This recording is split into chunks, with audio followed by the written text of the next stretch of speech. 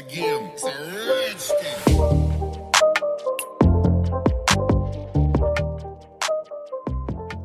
Welcome back, Mim. Style Over Substance, episode 8. Yay! I feel like we should have a soundtrack at the back where they got like a studio audience where they go, hey! Yeah, the clapping. We made it this far. Hurrah! How are you? Yeah, I am. Oh, I feel like a turkey in the oven or on a hog on a spit roast right now. Honestly, like every pore on my body is just like secreting sweat. Yeah. Sounds disgusting, but it's true. So for context, it's been between 33 and 35 degrees for the last few days. Yeah. In London, in the UK. And that's pretty unheard of because, guys, we don't have air conditioning. No. Not for this long. Like normally if we have like a 30-something day, it's like a random, it's like a August bank holiday kind of thing. It's like for a day or two, but not for this long. Yeah, it doesn't last. And also the temperature drops in the evening. Like last night at 10 o'clock, it was still 27 degrees. I'm not okay with that. Yeah. I would like there to be about 10 minutes where I'm not sweating. So I know. Listen, like global warming is going to finish us off this 2020. I know. Because global warming hasn't properly come for us yet. It's starting, I tell you. It's starting. Oh, dearie me. Yeah. I saw something the other day that said that the Shakira J-Lo halftime show was like the closing ceremony of the world. And I really liked that. Yeah, after that it was downhill. Oh God. I mean, I feel like also today we've got like quite a juicy, substantial topic that we're going to discuss, and we're probably going to go over this 40 minutes that we normally designate for the podcast. Yeah. But we don't care because we've done our homework this time. And it needs to be shared. Yeah, it does need to be shared. Do you wanna mention what we're going to be talking about a bit later on? Yeah, so before we do our fashion stories, this week we thought it'd be really good also because a friend of ours, Alyssa, had requested that we expand on this topic a bit more, and it's the impact of fast fashion. And we're going to try and put everything into context, give you a good understanding of what the industry of fast fashion in particular, obviously there are different sections to fashion, but fast fashion in particular, how that impacts the environment, the way we shop, how much is produced, and how we as people, particularly in the West who have so much choice, how we can shop better, put our money where we think it's better used, really. Yeah. So it's a big topic. It kind of follows on from the boohoo.com controversy. Oh, yeah. I was like reading up about stuff and I was like, Boohoo should just they should just sponsor us at this point because we hear so much shit about them. I feel like there's definitely going to be some sort of names blasted in this. But if you're named and shamed, shame on you. They know who they are. Yeah. But before we get into that juicy topic, what's your fashion story this week? Okay, so my fashion story is I'm ashamed. Oh no. But you know how I was on this like no shopping thing, yeah? I bought something. Yeah, I did. Man. It's really bad. I know. Because last time I did this. This is only like what? 3 or 4 weeks you managed? Okay, yeah, but that's the thing. Last time I did this, I didn't buy anything except I bought a pair of boots when my birthday came round. And this time... So what broke you? You know what it was? No, you know what it was? I hate to say it, but I think I was going through like a little bit of like a low patch. Like, you know, It happens like to the best of us, a half a especially in day of lockdown. just like, oh, what the fuck is going on? And I was just feeling a bit low. And then it popped into my head. I was like, oh, you know what I really need? Because that's how it gets you. It like catches you in your low moments. I was like, I really need that like black midi dress that I had. Like, I was looking at one before and I was thinking about it. Yeah. And then I just thought, let me just like snoop. And I started snooping, and the dress that I had my eye on like a month ago went down in price. And then it's it's asking for it. It's asking for it. So I have Honey. I don't know if you used it. It's that like browser extension.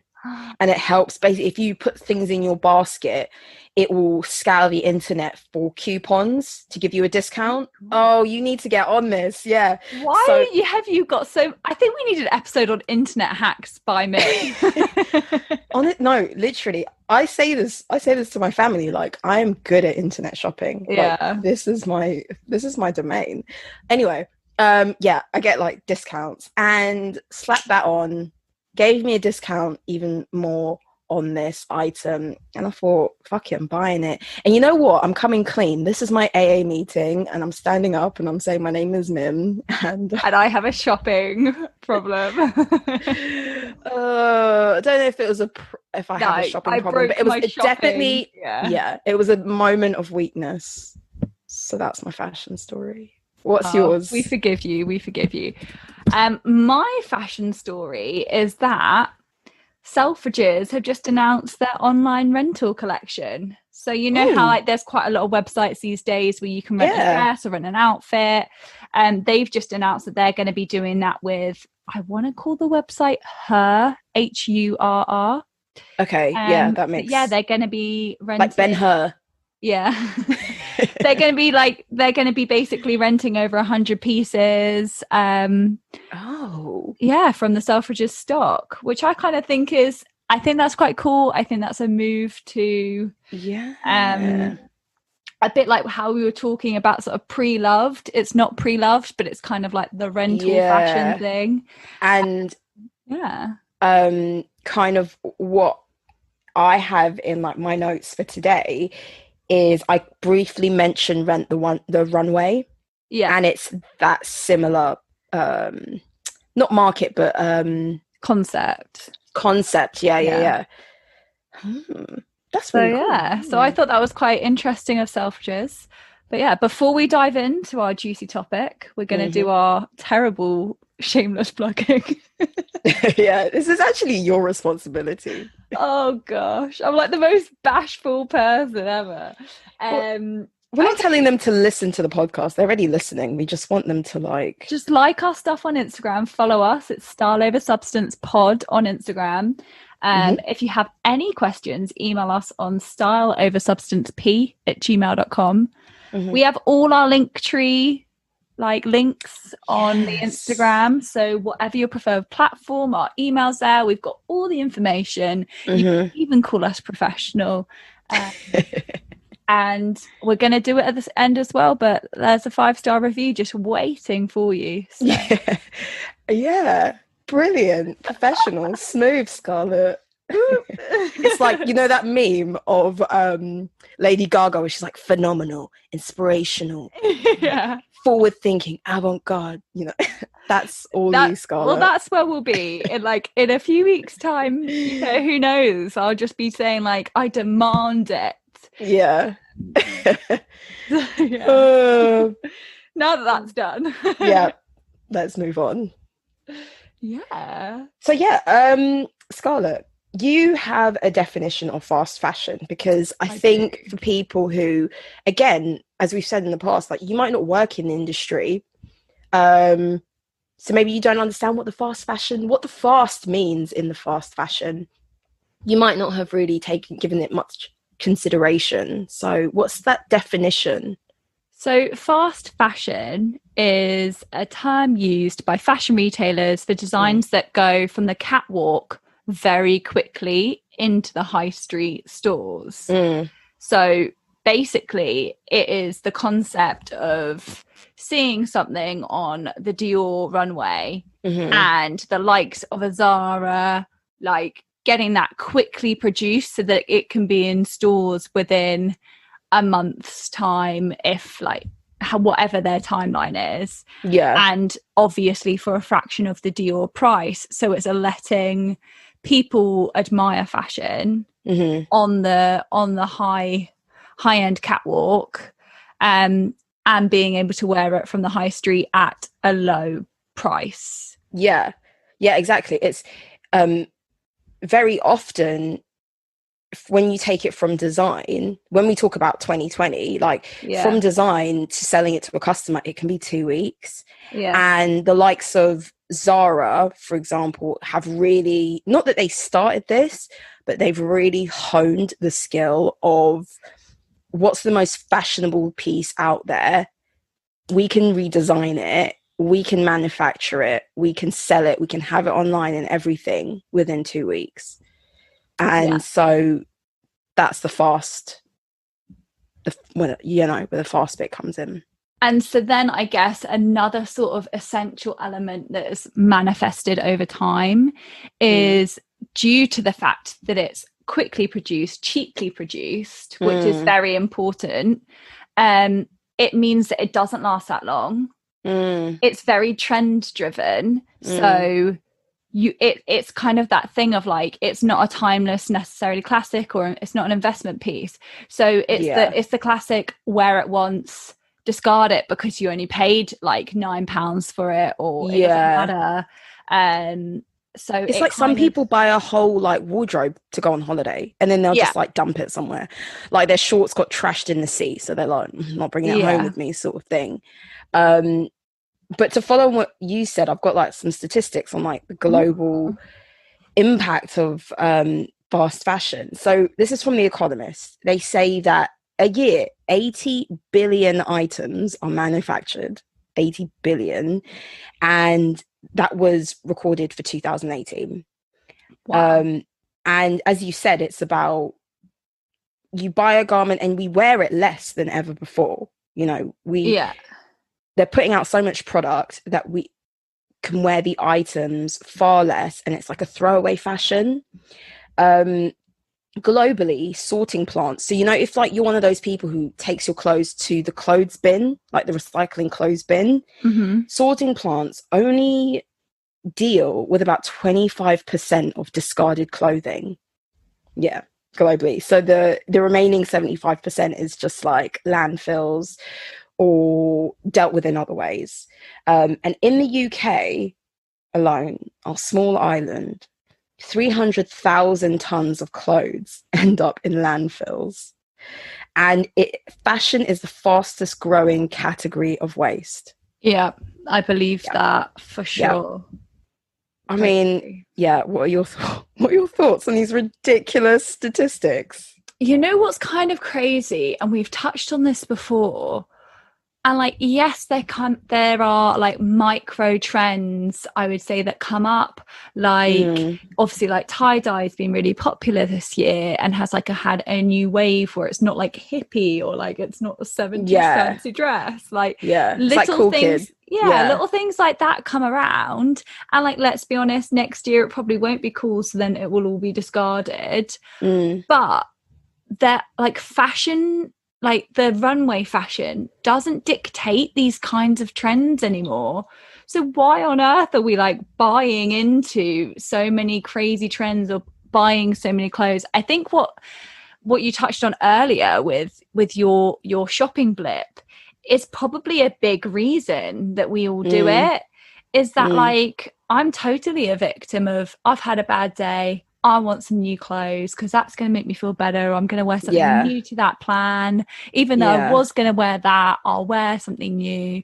And then you buy it and you kind of feel better for like 10 minutes. And I think, such an excellent point you made, like that connection, because in previous episodes, we spoke about shopping during this global pandemic, and we said buying clothes was almost a way for us to look to the future and how we see ourselves and what we're going to be doing. And I knew that when I bought this dress, I was thinking to myself, oh, I could wear this on holiday. I have no holidays planned. Exactly. But the point of like so your point of like, why do we succumb to always needing new things is such an excellent point. It's like, will we ever, I mean, I saw an article, Business of Fashion, and the title of the article is, can we ever shake our addiction of fast fashion? Can we shake it?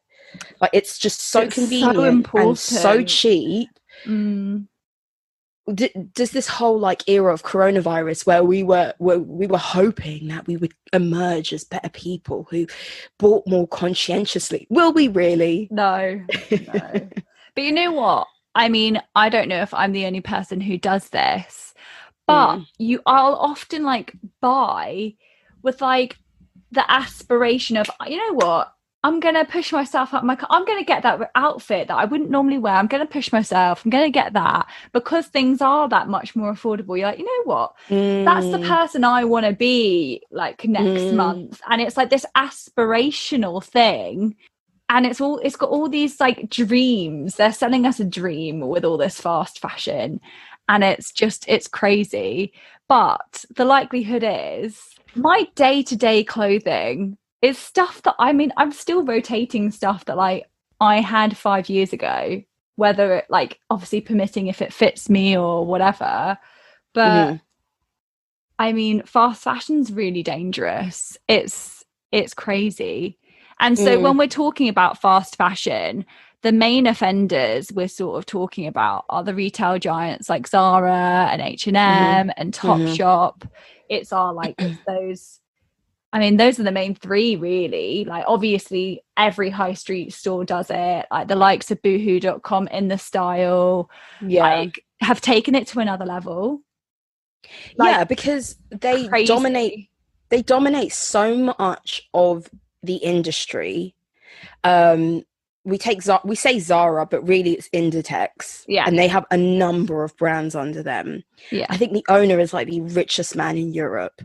And that says something. Like, you take H&M and they've got a number of brands under them. They dominate so much of the industry that whatever they choose to do really sends shockwaves through fashion as a whole. You were saying like how we're addicted to new, and these like giants have managed to craft this need for like every week there's a new drop, and it's not just fast fashion that does it. There are other premium brands that have cottoned on that they can make money, even more money off this if they're dropping new things all the time.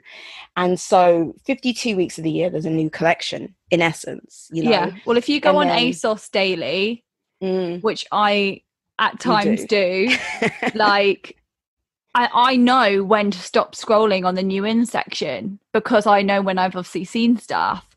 But like they release stuff pretty much every day.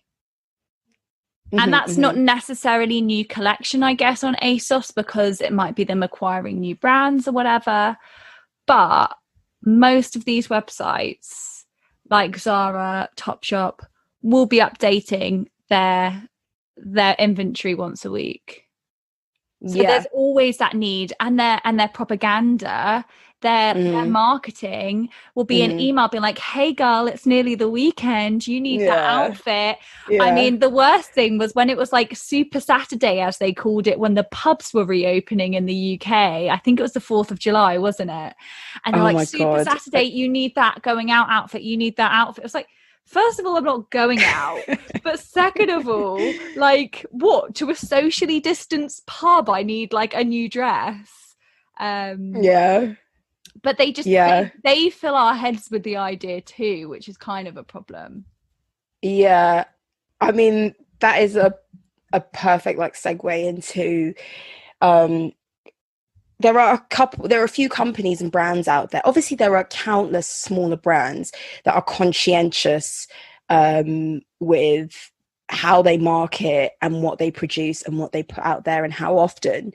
But in terms of like big names that people recognize, we take Patagonia, big brand, and their whole ethos is that we buy once, we buy well, and we mend what we have. When things break, we stitch it. And they what I found was amazing, the statistic, was they are the single biggest or largest, whichever word, repair facility in North America. Wow. So they'll basically, their business model is, yeah, they sell and they manufacture clothes, you know, like the outdoor stuff and the caps and whatever. And it's very like, I don't know, it reminds me of like Californians buy a lot of Patagonia. Is that just me? It seems like a very like upper middle class, like bougie, but we're hippie kind of brand. Do you know what I mean?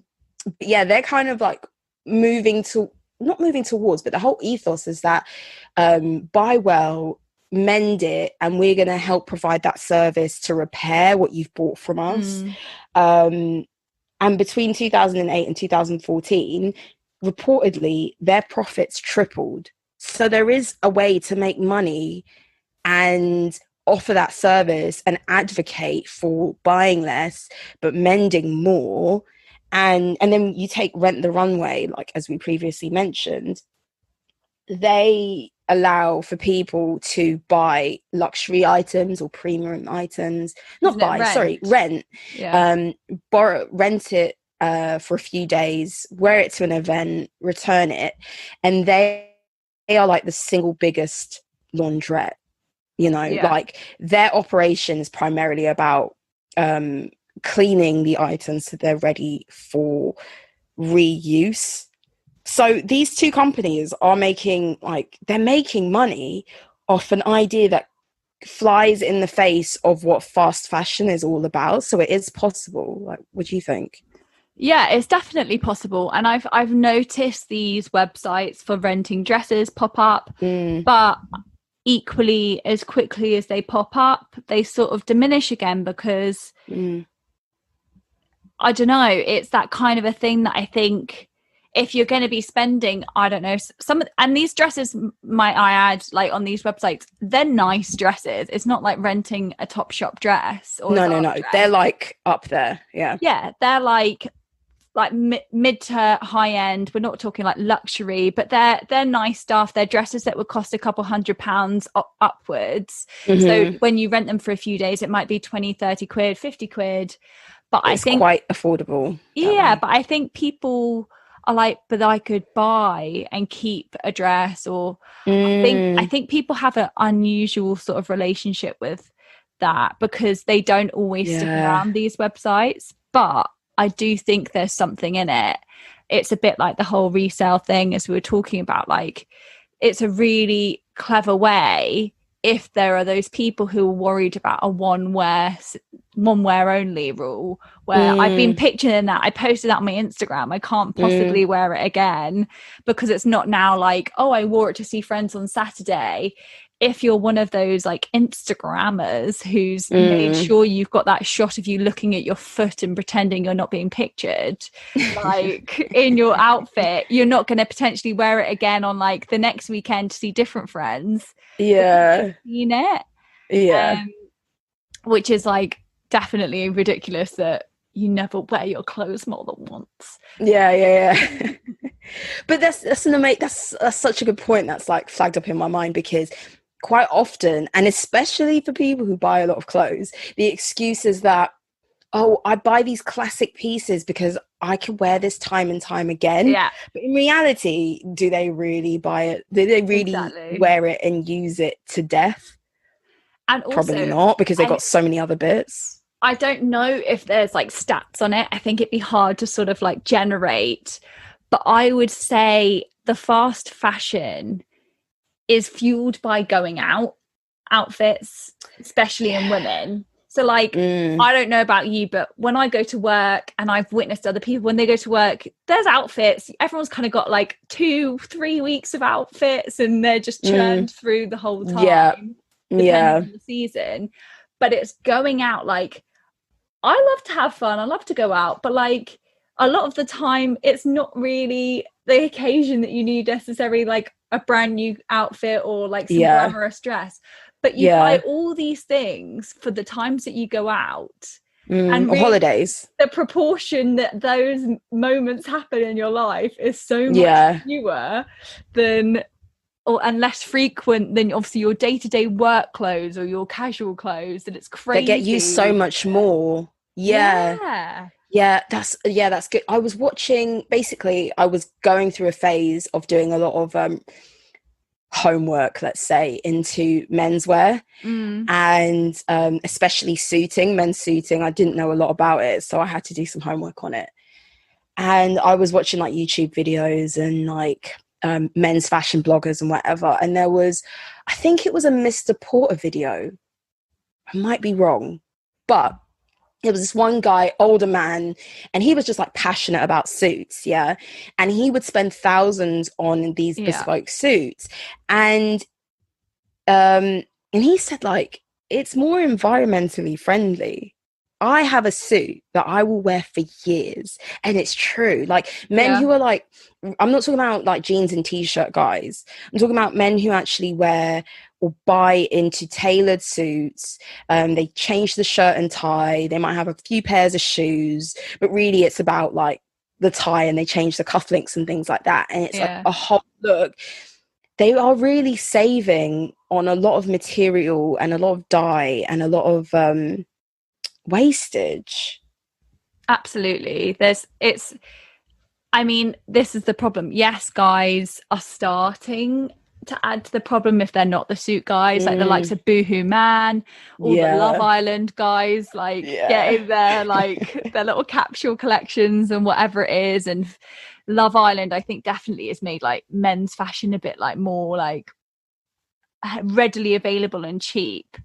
But it's still not on the same scale, because suiting and stuff like that, like you said, a guy will have a handful of suits and rotate them, and you can wear them obviously depending how sweaty you get at work, but you just you rotate them, and it's not too bad. And also, more importantly, you're paying a decent price, because tailoring is a real skill, and you're paying like the correct price for the you made. You know who makes your stuff. Tailoring. Oh. Yeah, exactly. Which leads us, I think, importantly, onto basically the biggest downfall of fast fashion is the way it's made, the circumstances in the way it's made. So if anybody's interested in knowing a bit more about that, educating yourself, one of my places of work actually made us watch this documentary. It was called The True Cost, and we all sat in a room and we watched it.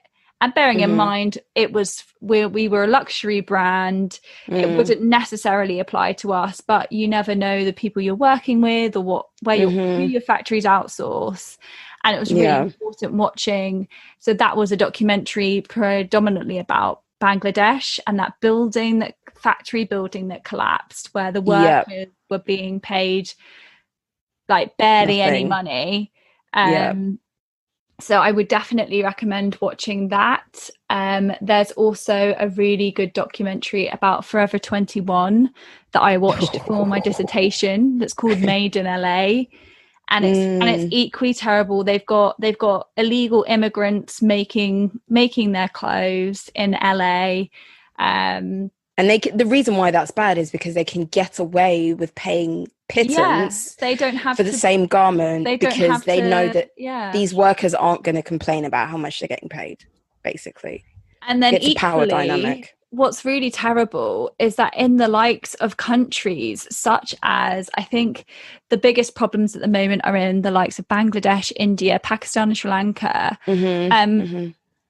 It's all above board in terms of the fact that the minimum wage in those countries is so low, because there's so much business being generated by it. And apparently, I don't remember hearing about this, but in 2017, Zara had a real problem when Istanbul workers were sewing labels into their clothes saying, I didn't get paid to do this. God, I think I remember this. So it was really controversial. Like, power to them. Like, but how dare a retail giant? You know what? I had some workers. I have some like notes on this because I was watching something today and I didn't know this. Like I learned this recently. Yeah. We've obviously talked about how for a massive company, not making excuses for them, but just understanding the complexity of logistics. It is a massive undertaking to know, 5-10 links down your supply chain. We understand that. But so, for example, when you take companies like ASOS on their website, they say, we have created a minimum requirement for ethical and sustainable sourcing when we buy from brands to be featured on our website or for our own private label. And we're focusing on what they call circular fashion economy, where they're recycling clothes and they also want to use recycled packaging and things like that. That's what I saw on their website. And obviously we know that that's the kind of trajectory that we want the industry to go into. But this documentary I was watching, they went to Bangladesh and they were talking to factory owners. And after the incident that you mentioned in Bangladesh, when that whole factory fell on all these people and like Bangladesh and the garment industry became like spotlight. And might I add, the building was known to be unsafe. It had like massive cracks in it. Yeah. After that, the country did try to like clean up its act, and they have a government run like organization where like companies that are compliant with like, what's the word? Environmental standards. Yeah. It's called the BGMEA. They would be put on a register. And if they want to export goods, you have to be on this register. Sounds great. It sounds like what you need, like government regulation to say, we're not standing for stuff. Yeah.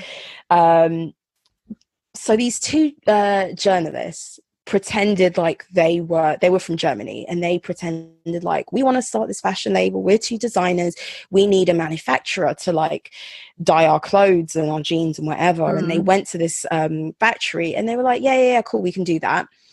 Basically, if you're going to dye clothes, you need to make sure that the water you pump back into the rivers and stuff, you're pumping back clean water. So you need some sort of filtration system. This factory, their filtration system was turned off, and they had been closed by the government. And they were like, don't worry about that. We can still do the work for you. But if you sign this contract, there's basically a different name. There's a different factory name on this document, because you're going to be contracted with them and they're going to pass on the job to us. And they do work. This other factory that's on the contract do work for massive brands in Europe and I'm sure North America, one of these conglomerates and stuff. They do a lot of work. But in this case, they were like, don't worry, our friend who's on this register will pass this job on to us and we can do it for you. So that's what's happening. And when you take into consideration that more, and rightly so, not a complaint, but as people become more conscientious and we demand for better pay for workers and more environmentally responsible actions, that obviously costs factories because they're going to have to invest in doing things the right way. Yeah, exactly. The price of our clothes that we buy either stays consistent or goes down. So you can see how these, for example, Bangladeshi factories are like, we need to scam the system somehow because we're not making money like we used to. Totally, because that's basically one of the things that's in one of the articles I read earlier is take, for example, at the moment, so maybe 5 years ago, before the likes of Pretty Little Thing, Boohoo, Misguided, all of that took over the sort of going out dresses, ASOS was the biggest marketplace to find anything. And then the likes of these websites came along where you could get not only your £9 dress, but maybe with a discount, because there's always a discount code for misguided. And then you could get your shoes from there too, and your total outfit could be like 20 quid, which when you say that out loud, if you got like birthday money now, if you got given 20 quid, you can get nothing with that. Realistically, and then you couldn't be able to buy anything with that. Yeah, and then you consider like you've probably paid for like annual next day delivery for a tenner, so you're getting it next day. Exactly. So the likes of ASOS then have to compete with that. So whilst they might have signed on to that register, they are then asking their production to basically squish those margins within an inch of their life, and then that's where you get back onto this slippery slope of, well, it's got to come from somewhere, and let's be honest, it's not going to come from ASOS's pocket, it's not going to come from the budget, so it's going to come from the workers and all of that stuff. And this crazy. The same happens for factories themselves. Like, why am I going to comply to rules that no one else is complying to? I am therefore less financially or economically competitive than them.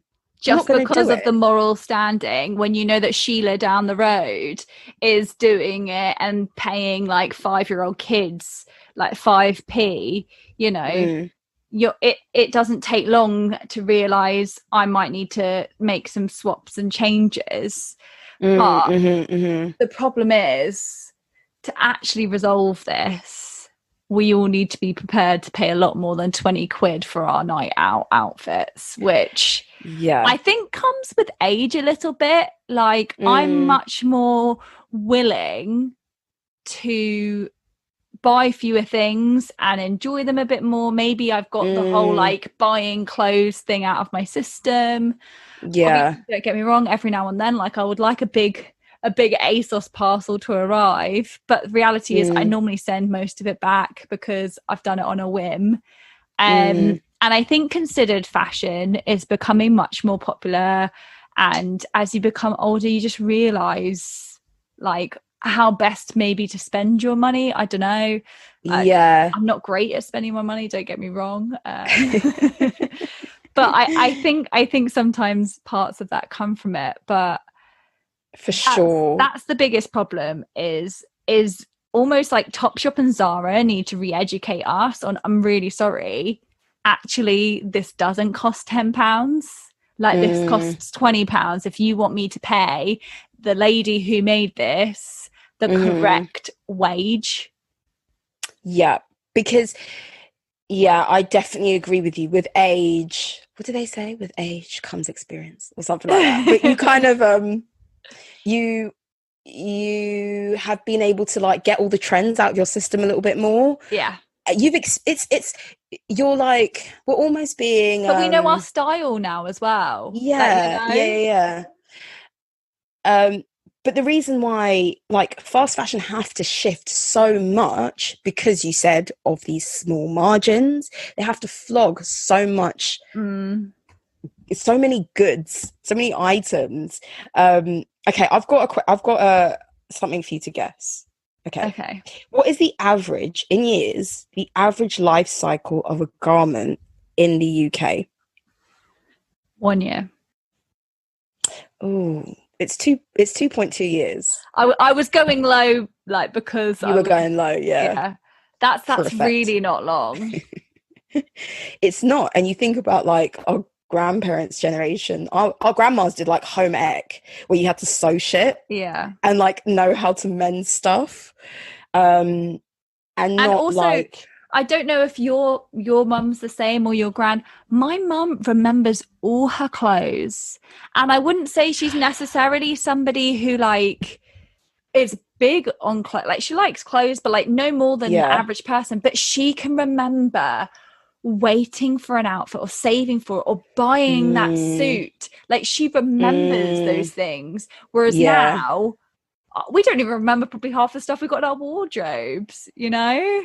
Yeah, I mean, I will say that I probably do, even like the cheaper stuff that I have, I probably, if I pull out, I'll be like, oh yeah, I bought this, blah, blah. But that's just me being weird.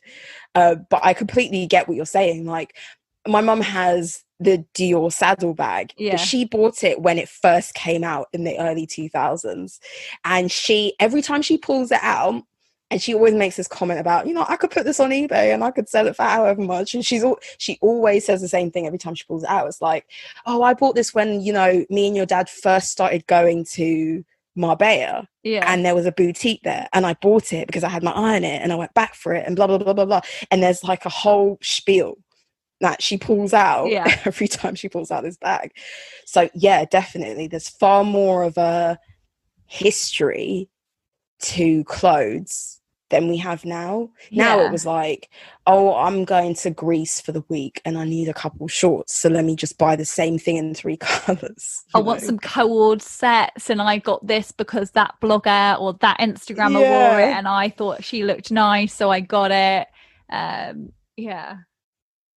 It's not quite got the same sort of storytelling, I guess, with it. What else was I going to say? Can't remember. Yes. So my next point that I thought would be okay.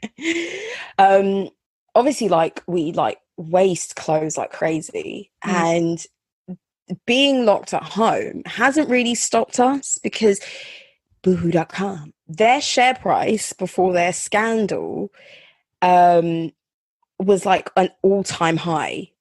Really? Yeah, it was at an all-time high. People were buying Boohoo like the world was coming to an end, and in the afterlife they needed a bodycon dress.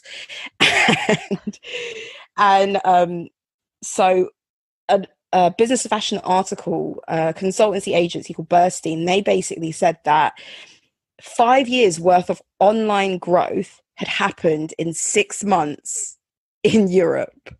Yeah. What?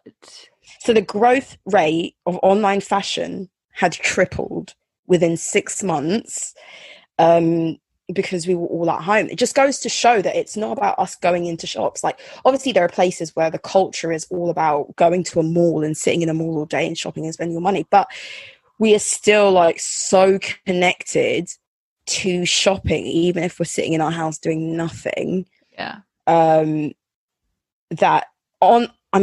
E-commerce comes with its environmental issues as well. Oh, for sure. And just like to go back a little bit with the environmental impact, because e-commerce has a real environmental impact with the shipping it all over the world, the carbon footprint. But like for context, like you were saying about the water and having that run clear, so they're making clothes on such a scale and so quickly that they won't be doing maybe a more thoughtful dyeing process. They'll be doing the quickest. They're doing it to such a pile of clothes that the amount of toxic chemicals coming out of these things. So like it's not just like making like the Fendi collection that maybe has 1,000 max pieces because these clothes are limited. This is like tens of thousands of that like tie-dye t-shirt, this, it's just mass produced on such a scale that if you're not taking those correct steps, those toxic chemicals, the fumes coming from the heat press or whatever, like the stuff coming off the machines, I don't know, it's not good. Yeah, it's a lot. Like, for context, I used to work for a brand. It wasn't fast fashion. It was like a premium brand, and we used to do leather goods. So it's not clothing, but just so people at home understand the units that we're talking. In Europe alone, our warehouse used to house about between 200 and 300,000 items. Yeah.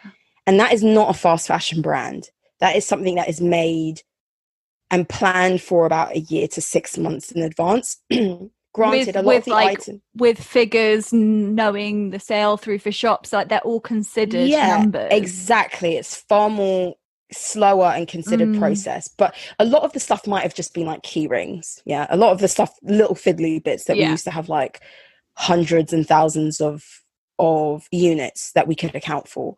But a lot of it was stock that we were going to sell, that we were hoping to sell through the years. And so for people at home who maybe, when we talk about these massive volumes, just to give an idea that a company to be sitting on 500,000 units is not unheard of for one region of the world, you know, for just Asia, or for just the Middle East and Africa, or just for Europe, or just for North America, or just for South America.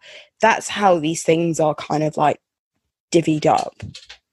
It's like, it's on such a scale that is mental. Like, it's actually, and also one thing that's kind of unusual, because the business model that Zara used to have before online fashion took over was very much like, if you see it and you like it, buy it.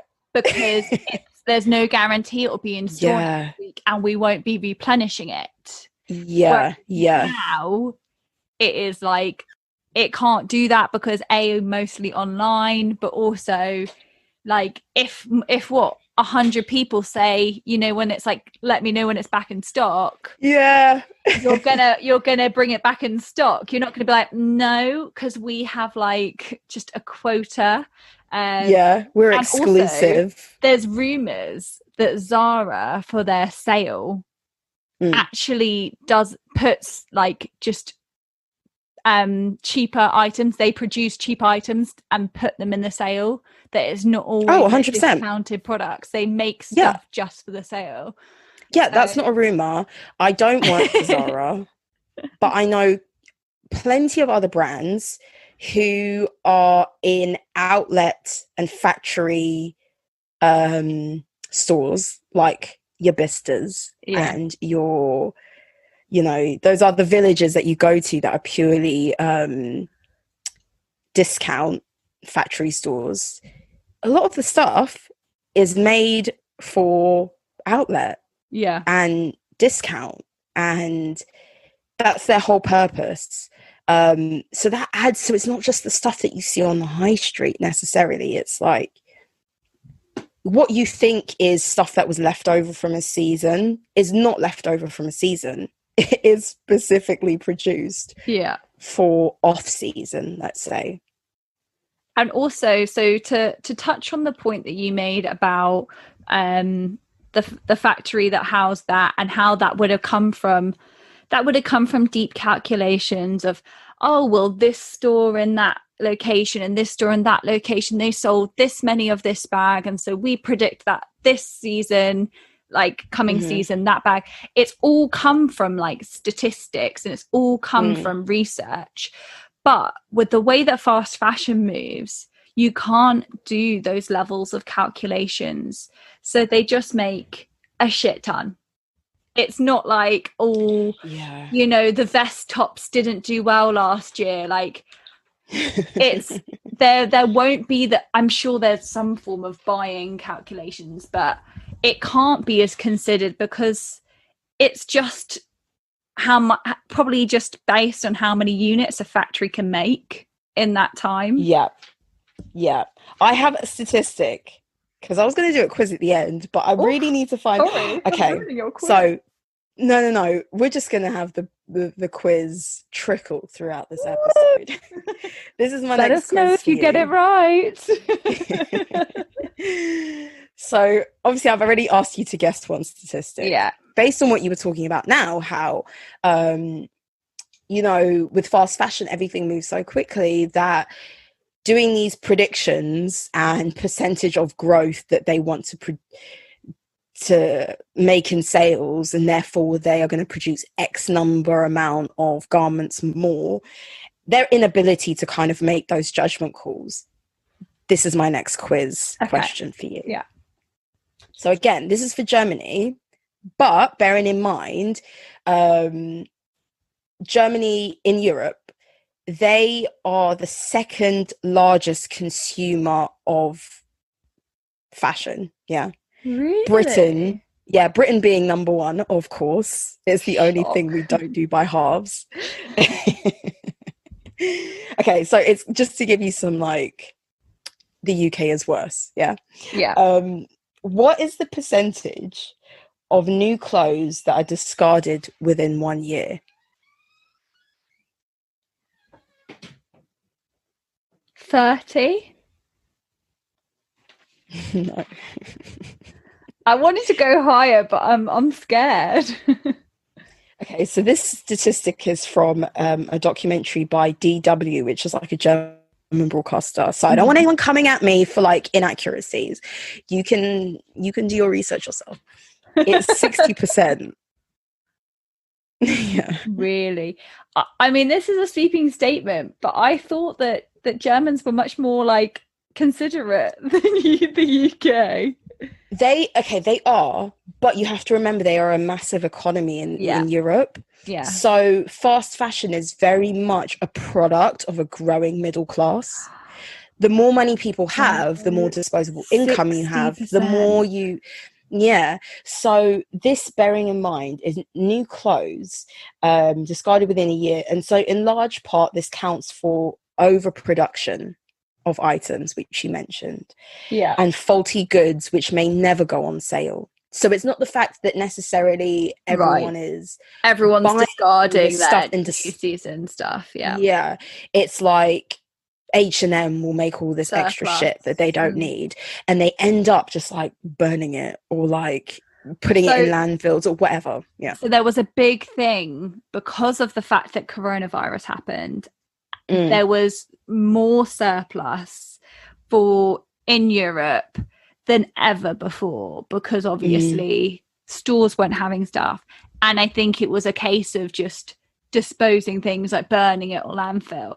And like, not to get my Mother Teresa hat on or my Joan of Arc like thing, but couldn't we like clothe the homeless, or, you know, give them to charity shops, or like food banks where people couldn't we find, like, I mean, not everyone's going to want a bodycon dress or something like that, but like, couldn't we sift through things where it's actually appropriate, or send them to countries that don't, I don't know, like, obviously there's loads of causes. That's the thing. A lot of the clothes that you do donate, which either they go through sorting facilities in the UK or they get recycled or whatever, or even if you donate, let's be real, even if you donate to a charity shop, they will bundle up a load of the stuff that they cannot sell, and they will sell it on to retailers in poorer countries who will, I mean, people do it here in the UK. You know, you can buy like a kilo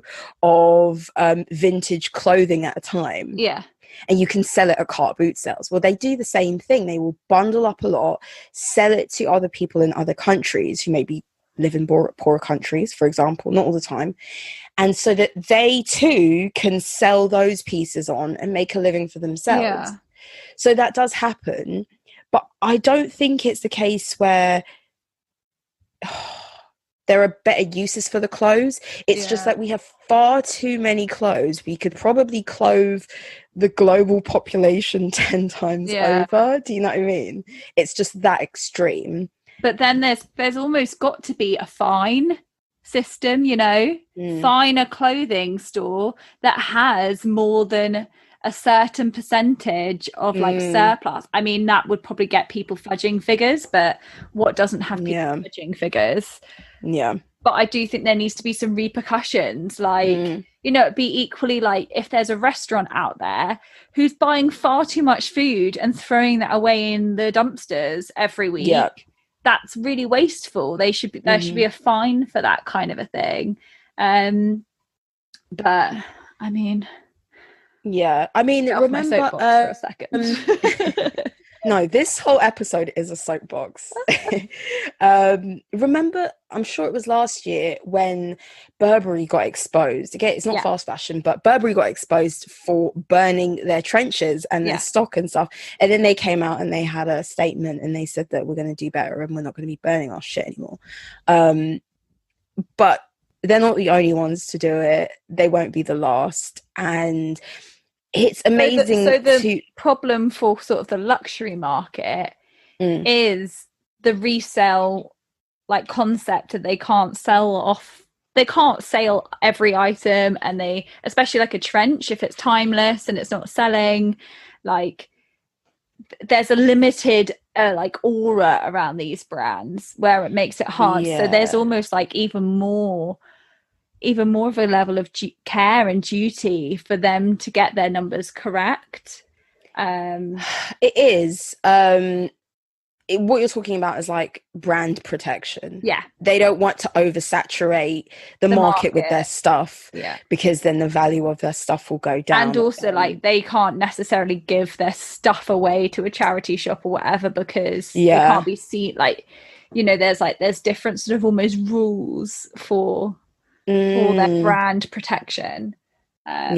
I definitely think we should do like an episode on the luxury market, maybe a bit more specifically, and like how they view wastage and stuff. But it does baffle me as well how these massive brands that span globally are overproducing.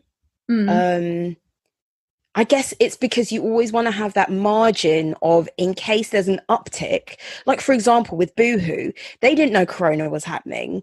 And had they not had this excess of stock to kind of meet the demand, this increased demand in their stock, they wouldn't be making the money that they're making now, because they wouldn't have had the stock to sell. So I guess it's like always this paranoia that they don't want to miss out on a sale from customers. Yeah, for sure. And also remember, like, I mean, no company happens overnight. Like, it's not such an overnight success, but all these companies have like hit the scene so quickly that then they need to keep up and be relevant, because if they're not seen to be keeping up with demand, you're going to go to the other 5 websites that do it, because like there's so many of these websites, I swear they've got all the same stuff on it. Because might I add, like, all these websites don't design their clothes. They just, so there are companies that basically do like stock shapes, and you just buy stock fabric, and you just, that red fabric with that like block, and it's a mix and match. That's why you see the same fabrics on ASOS and on Boohoo and all of that stuff, and the same silhouettes. And don't get me wrong, there might be some in-house designers, good for you. Good for you. but that's how they do it. That's how there's literally these like factories in China, or these companies, and their main job is to create these blocks that can be mass produced. Which is make my soul hurt. I think one of the solutions that tends to be offered, and I do support this as a solution, but we have to remember that when we say shop small, shop for like local businesses, not for local, but shop in local businesses and support local businesses 100%. I think that's great, but it's only good insofar that we support local businesses or small businesses that are conscientious about these things, because there are so many small businesses. I mean, like Instagram has born so many like Instagram brands, which is great. I mean, it's like commerce and business and entrepreneurship, which is great. But when you're a smaller brand, you don't have economies of scale like you do with H&M. So you're forced, with your limited resources and your limited finances, you're forced to buy these cheaper fabrics, which are using synthetic dyes, which use more water, which are like running into the rivers and things, which are killing off the fish, all of that stuff. Because and then remember, in these you don't have the choice. That's potentially their drinking water that you're ruining.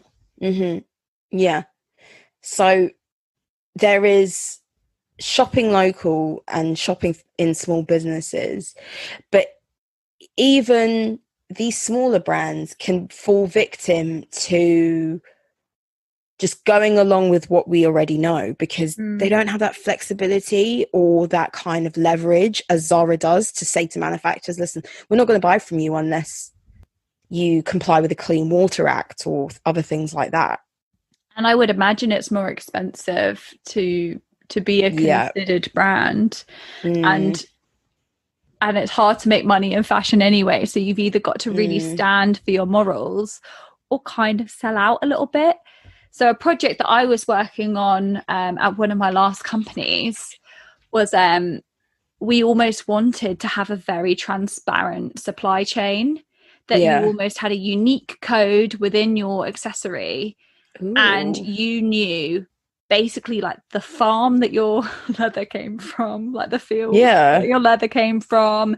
You knew which tannery we used, like the name of the lady who made your bag, like so that you could trace your journey, and that to show that transparency.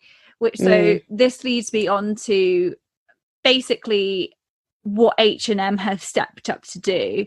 So in the last few years, H&M have totally transformed their business plan, and they are aiming for much more sustainable and environmental conscientiousness. And I'm assuming this is throughout their group.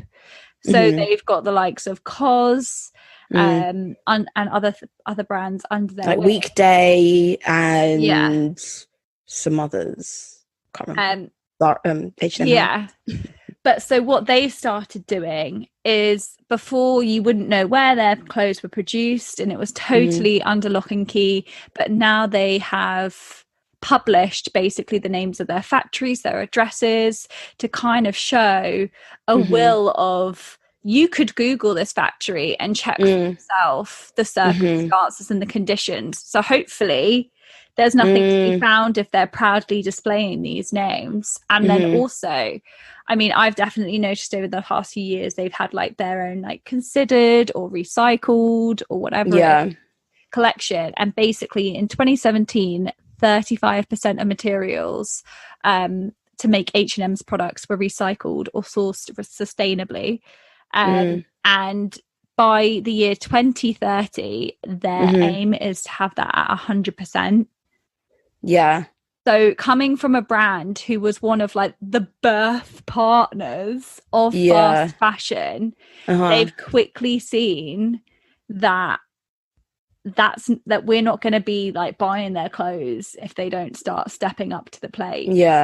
That's really good. I think that those are the sort of targets we need to be working towards, like 100% of recycled fabrics or sustainably sourced fabrics. I mean, hopefully they achieve it, and they achieve it genuinely. Like every one of their partners are genuine about who's making their stuff. It reminds me of that brand. There's one where they make like a lot of basics. It's a US brand, and on their website they say which factory made what and whatnot, and how much it actually costs them to produce it. It's like a breakdown of cost, and therefore they sell it at this price. I mean, before it was very much seen as like, we're not going to tell you the factory that we source this from, because competitors will just go to the same factory. I was like, why would someone buy an Hermes bag if you know where it's made, and you can approach the factory and they can make you one sort of ethos or which, by the way, don't try that, it won't work. It's not gonna work. So I think those are the ways that we can make a difference. But I mean, I've said in the past, really, and I really believe this, although I am a product of my environment, like we can never truly be sustainable when we live in this capitalist world, because we're always going to feel the need to have more and to buy more, and we're always going to be encouraged to do that. And I mean, it's all well and good to think like to buy from certain places, but we still have so much stuff in our wardrobe as it is, most of which we've said, we don't wear, we don't use, we wear once. I think for me, I was trying to brainstorm like, what are the solutions? And it's like, one thing that I try to do is when I buy a pair of trousers, like I say trousers specifically because I've done this lots of times, but I will take in if I don't like specifically how it looks, I'll take in the waist, because I can do basic level sewing. I'll take in the waist, and I might take up the hem, or I'll go to a really cheap seamstress to take up the hem so that it Mhm. fits me in a way that I know I'm going to wear it. Sometimes we can buy things that are not quite right and we leave it in our wardrobe and it never sees the light of day. Yeah. I think we have to go through our stuff and be like, you know what, if I just took off an Invest in it a bit inch, more. Yeah. yeah, if I took off an inch there, I would love it. It would fit me perfect and I would wear it every week. And like, not having your stuff packed away in the wardrobe where you can't see it. When you have your clothes on display, you're more likely to wear it because people are like, forgot I had that. And then like do some like as I said, I do basic level sewing. Like I can turn an item inside out, pin it, and then stitch it, and then turn it back the right way around so it fits. So the waist fits a bit better. So like until we actually look at what we already own, I think, and use it until it dies a death, these things that these companies are doing are only going to really like, they're going to improve things and I applaud them for that, but it's not addressing the fundamental need to stop needing things. What's Yeah. your view? Well, that's exactly it. And the problem is that we live in a world where money is the ultimate commodity. I mean, as much as we've all had come together during this coronavirus pandemic, one of the things it's ultimately shown is that money is the ultimate commodity. And whilst the clothing industry and the fast fashion industry makes and lines people's pockets, like makes money and lines like people's pockets, it's going to be hard for ethical choices to take off. Like, I mean, even thinking of, it's taken Stella McCartney a really long time, I think, to be taken seriously. Do you not remember kind of like what she was met with like, what? How dare you charge that for a non-leather item? And it's a bit hippie, this brand. It's a bit like, oh, what are you doing? Like, how can that be luxurious? And I would say it's only in the last few years where I don't hear those comments around it and people just accept it. But it took a really long time for people to like, and people who would wear her bags were like the more hip, and I say hippie in like inverted commas, but like, you know, that connotation of like, oh, that's Joan down the street, she's been vegan since she was like, it was always that thing. And I think hopefully with the increase of people being more aware of what they eat, with the likes of documentaries like Game Changers and people like eating more vegan things, like, and also there are more vegan options around, like even if you don't want to do it all the time, people are being more conscious. I think in time it will happen, but it's a slow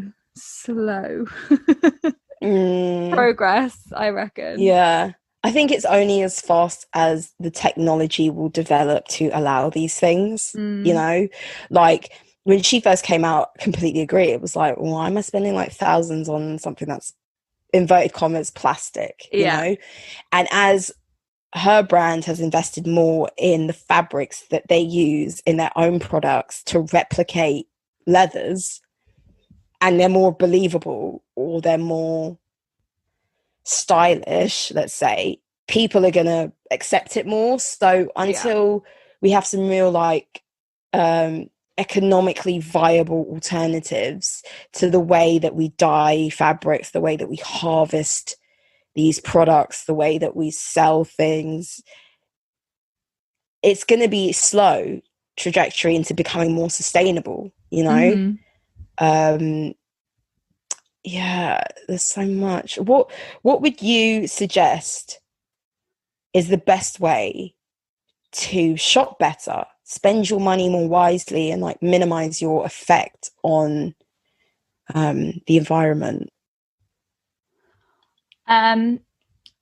Definitely to try and cut out impulse buying. Like, that gloomy day, you've had a rough day at work, you just can't wait for that, you've got a glass of wine in your hand, you've maybe got a little bit more courage from your glass of wine and your crap day. I feel like you're attacking me, Scarlett. No, this is what I do all the time. I have a glass of wine here. But you know what, like the amount of purchases I make like that, where I'm like, screw it, I'm gonna do it, and then like deal with the consequences after. I think it's being more considered. I think it's, you know, most places now you can save something in your basket, revisit it in like a week. If it's out of stock, oh well. Like, you know, and if you're really desperate for it, you go looking for it. You search eBay, you search wherever. Like, and those will be the items that tell you what you actually really wanted. Yeah, what's on your mind? What's lingering on your mind? Yeah, exactly. It's like with anything really. It's like, you know, got like sit and think on it and make sure you've made like, you know, a sound rather than like a rash decision. I guess that would be something, and I should definitely take my own advice. A preacher. But also I think if your pockets allow it, it would be to buy like more of like a one-off piece that's like more money, more special, has a story around it that you've saved up for. But also don't make that for like maybe someone's wedding. Invest that in like your everyday. Like, do you know what I mean? Like, that's where people, like, I know loads of people where they spend like money on a really nice dress for a wedding because there'll be lots of photos and that'll be lovely. But like, actually, why don't you invest in like a really nice pair of jeans if you can wear jeans to work, or like whatever your everyday sort of items are, like a quality white t-shirt, or like that, like, I don't know. I think that's probably a little bit better than the stuff that sits in your wardrobe, all those frocks that have a 1 day a year outing. Yeah, that's such a good point. Yeah, putting more value in like things that you're potentially gonna wear, which is kind of crazy because like if I could get a t-shirt like for £8 from Zara and it's nice and you can't see my bra through it, why should I spend like £40 on it, like, or 50 from like a Net-a-Porter or whatever? But I don't know, it doesn't necessarily have to be something that simple, but like, you know what I mean. Yeah. How about you? Honestly, like, I think for me it's like mending your stuff, and, you know, having things fit, and having things fit you to the point that like you love wearing them. Like, because I personally have bought stuff and I'm like, I want to make it shorter, or I feel like it's too baggy, let me take it in, and I'll take it to get altered. And literally, I'm talking like a tenner. Like, I know someone down my road who will make my skirts or my dresses or my trousers short for a tenner. And I've worn the stuff like day in, day out. And so I've really got use out of it. And taking your stuff to the dry cleaners, it sounds foreign to people of our generation, maybe. But like when you buy a suit, you know, those co-ords and those suits and stuff. Oh yeah. The jacket's not meant to go. Yeah, exactly. Like, for example, the jacket is not meant to go in the washing machine. No. It will lose its shape and stuff like that. And look at the tags and take it to the dry cleaner. Like, be organized. Take it to the dry cleaner so that you can continue to wear it. So that not when it looks shabby, you're like, okay, I've given up on this now. You're like, it's got a new lease of life, and I'll wear it with other things. And, you know, whereas like our mums, as I said, like, and our dads had suits and they wore that week after week, and they took it to the dry cleaners and then they continued to wear it. And we don't have the experience of that level of care when it comes to our clothes, or attention when it comes to our clothes. And I think that makes a massive difference. Like, you can just own things for so much longer. But I also like kind of combining those 2 points is like, the more that you invest in, like, and I don't mean financially, I mean like physically, if it is that you are sat there, you watch a YouTube video of how to just like take that bit in or sew up that hole that's just happened on the seam or whatever, the more time you invest into those pieces, like the more you almost like get out of them. Yeah. You know what I mean? Like the more we kind of like care to spend time or look after them, like the more they'll become like we'll have them in 10 years time or whatever. Yeah, definitely. It's like blankets that your grandma knitted for you when you were a baby, and then your mum pulls it out and they've been like, and then she's like darned in places. Your mum pulls it out and she's like, I'm keeping it because someone made that for you when you were a newborn, and I cannot bear to throw it out because so much time and emotion has gone into that. I just have a list of websites that I thought might be quite practical for people to definitely scribble down or remember and things. But in terms of resell and kind of recycling fashion, obviously we'll also there's post eBay. them on Instagram. There's Vestiaire Collective, which you've spoken about before. There's Farfetch, they have a pre-love section. There's which Vinted. Is actually really good. It is very good. I've never bought anything from that section, but the stuff there is good. Vinted, I had a snoop on today, and I really like the format, the vision, like the way you can see stuff presented is almost better than eBay. And it's not an auction site, it's just buy, but they'll show you the different options of like postage and the different prices of postage, and you can see multiple images of the item off the bat. I don't know, it's just presented better. Then there's the Real. Had a little bit of controversy in regards to selling fakes, but that's a whole nother story for a whole nother day. But the Real have a lot of like genuine items, and they're about reselling vintage and older pieces. Fashion File, which is really big in the US. I've never been on it, but they're really big out there, so maybe they have a UK portion. StockX, which is for sneakerheads out there. It's a lot of reselling if you're into like sneakers, trainers, and those sorts of things. Obviously Rent the Runway, and we mentioned Patagonia. But hopefully if there's people who are out there who want to make a change in where they shop and where they buy things, I thought those might be some options. Yeah, definitely. Good work. Anything else, Scarlett? I think that's my soapbox done for the day. Yeah, I'm not on a soapbox because I just bought a bit of fast fashion this morning. But hey, I'm looking around my room and like we're all sadly victim of it. Okay, well guys, thanks for listening to our episode as always. 5-star reviews, email us on styleoversubstanceP@gmail.com, follow us on Twitter @podcaststyle, and Style Over Substance Pod on Instagram. Yep. What? We need that audience again. Hey. Yeah. We need to get a laugh. We need to get a track. Oh okay. Man. Oh well, thanks. I've been Mim. And I've been Scarlett. See you next week, guys. Bye. It's not a game, it's a rich thing.